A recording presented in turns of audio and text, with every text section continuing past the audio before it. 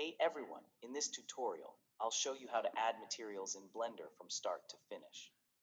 So if you want your three-dimensional models to look more realistic with colors, textures, and different surface effects, yeah, this guide will walk you through the basics. First, open Blender and load the project you want to work on. Then select the object that you want to apply a material to. It can be the default cube or any model you've already created.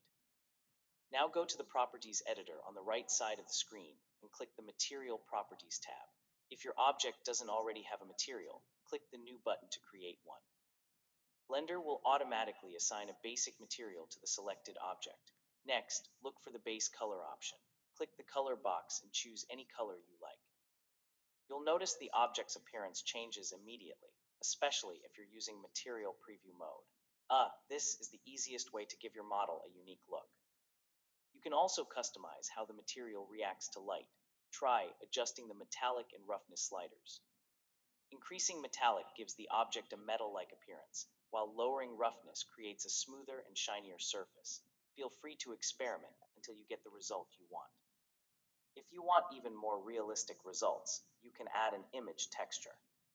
Open the shader editor, add an image texture node, load a texture from your computer, and connect it to the base color input of the material. I mean, textures can make simple models look much more detailed. Once you're happy with the material, save your project by opening the File menu and selecting Save As. Choose a location, enter a file name, and save your work so you can continue editing later. And that's how you add materials in Blender. Yeah, once you understand the basics, you can start working with advanced shaders, realistic textures, and professional-looking renders. If this tutorial helped you, be sure to like the video and subscribe for more Blender tutorials. Thanks for watching, and I'll see you in the next one.